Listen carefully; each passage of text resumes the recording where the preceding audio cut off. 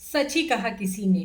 परायों को अपना बनाना आसान है, लेकिन अपनों को अपना बनाए रखना बहुत मुश्किल है। जी हाँ, आज आपको एक छोटी सी कहानी सुनाते हैं।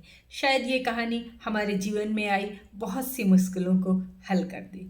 एक छोटा सा कस्बा था, उसमें एक पति पत्नी और एक छोटा सा बच्चा उनका जो था, वो लोग बहुत हंसी खुशी जीवन अपना व्यतीत कर रहे थे। जब भी गर्मियों की छुट्टियां आती, बच्चा जो था अपनी माँ के साथ अपने नानी के घर चले जाया करता था और वहाँ बहुत खुश होकर गर्मियों की छुट्टियां बिताता था। उसको ये आदत हो चुकी थी, जैसे ही गर्मी आती स्कूल बंद होते और वो सोचता कि अब नानी के यहाँ जाने का मौसम आ गया। ऐसे ही उनका हंसी खुशी परिवार चल रहा था। एक बार कुछ उनके पिता की, जो कि एक किराने की दुकान थी, उनके व्यापार में अचानक से एक घाटा लगा, जिससे उनके पिता थोड़े परेशान हो गए। और इस बार जो उनकी माँ थी, वो भी अपने पति का हाथ बटाना चाहती थी, ताकि ये जो परेशानी आई है मिलजुल कर निकल जाए। गर्मियों की छुट्टियां लग गई थी। बच्चा रोज ही परेशान कर रहा था कि उसे नानी के घर जाना है, नानी के घर जाना है। माँ ने समझाने का बहुत प्रयास किया, लेकिन वो तो मानने के लिए तैयार ही नहीं था। रोज रोने धोने बैठ जाता और कहता कि मुझे नानी के यहाँ जाना है। जब माँ को बिल्कुल ही समझ में नहीं आया क्या करें, एक दिन बच्चा बहुत जिद पकड़ गया और बोला, माँ अगर आप नहीं जा पा रही तो मैं अकेले ही चला जाऊँगा। माँ को कुछ समझ में नहीं आया। उन्होंने अपने पति से बात की और कहा, ठीक है, मैं इसके मामा को फ़ोन कर देती हूँ, बच्चे को ट्रेन में बैठा देंगे, 1 घंटे का ही रास्ता है, वो वहाँ आके उसको उतार लेंगे। बच्चा बहुत खुश हो गया ये सुनकर कि अब वो नानी के घर जा रहा है।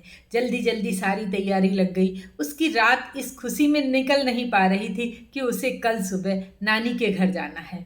वो जल्दी जल्दी उठ के अपना सामान लेके तैयार हो गया नानी के घर जाने के लिए। उसकी माँ जो है बच्चे को लेके रेलवे स्टेशन आई।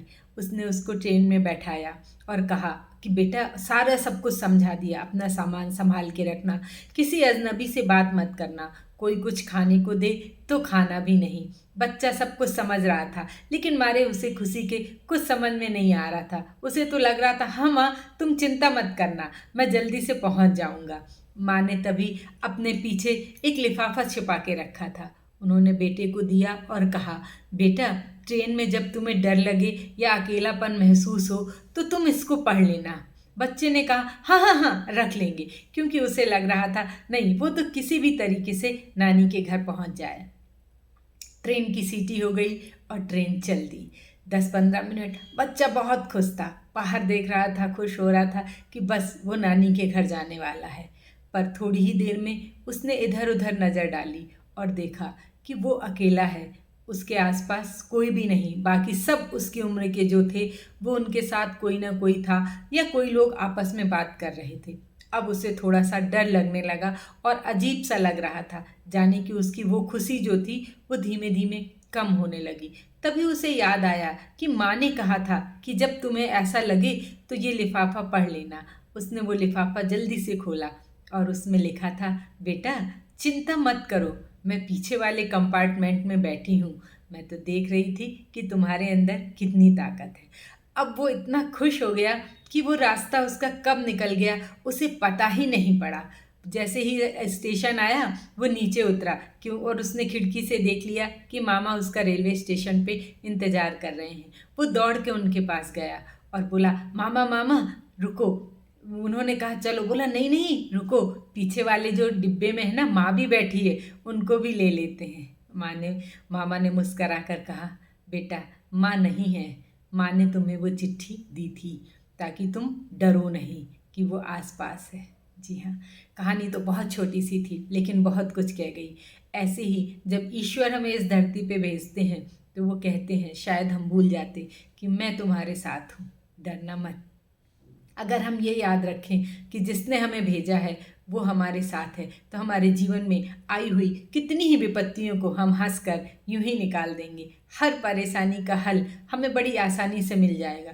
क्यों? क्योंकि वो परेशानी देने वाला भी प्रभु है और उसको हल करने वाला भी प्रभु है। सब कुछ पहले से ही सुनिश्चित है, लेकिन इस दुनियादारी में हम यही भूल जाते हैं और अपनी परेशानियों को बहुत बड़ा मानकर बैठ जाते हैं कि ये हमें हल करना है, जबकि ये तो प्रभु हमारे साथ हैं, तो हमें किस बात की चिंता। जी हाँ, आप इस चीज़ को हमेशा याद रखिए कि हमारे साथ वह परमपिता परमात्मा है, वो हमारी हर आने वाली विपत्ति को बड़ी आसानी से ठीक कर देंगे। और अंत में इतना ही कहना चाहेंगे, अगर आपको अपना जीवन सुधारना है तो सुबह उठते ही अपने जीवन में एक छोटा सा लक्ष्य निर्धारित करिए और शाम तक, जब तक आप अपने उस लक्ष्य को प्राप्त ना कर लें, अपनी जी जान लगा दें।